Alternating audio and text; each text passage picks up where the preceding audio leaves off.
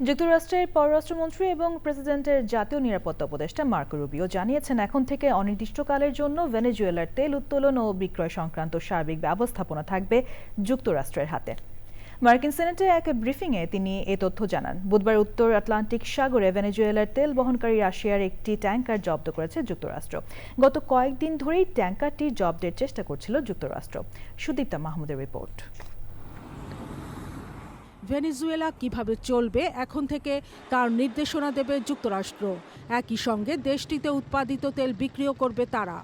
White হাউসের press সচিব Caroline লেভেট জানিয়েছেন, ভেনেজুয়েলার অন্তর্বর্তী সরকারের সঙ্গে গভীর সমন্বয় করছে যুক্তরাষ্ট্র। দেশটি যুক্তরাষ্ট্রের সিদ্ধান্তে চলবে। এর তেল উত্তোলন, বিপণন সহ সার্বিক ব্যবস্থাপনা এখন থেকে অনির্দিষ্টকালের জন্য যুক্তরাষ্ট্রের হাতে থাকবে।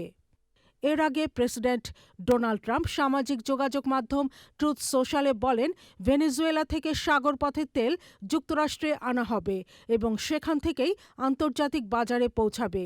এই মুহূর্তে যুক্তরাষ্ট্র সরকার অনুমোদিত সংস্থা বা কোম্পানি ছাড়া আর কাউকে এ খাতে প্রবেশ করতে দেওয়া হবে না।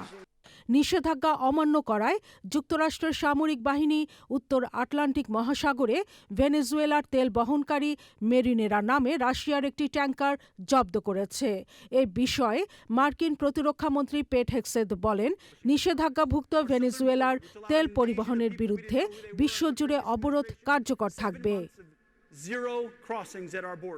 গত ৩রা জানুয়ারি শেষ রাতে ভেনেজুয়েলার রাজধানী কারাকাসে সামরিক অভিযান অপারেশন অ্যাবসুলেট ডিসলভ চালিয়ে ভেনেজুয়েলার প্রেসিডেন্ট নিকোলা মাদুরো এবং তার স্ত্রী সিলিয়া ফ্লোরেসকে আটক করে যুক্তরাষ্ট্রে উঠিয়ে আনে মার্কিন সেনাবাহিনীর ডেল্টা ফোর্স।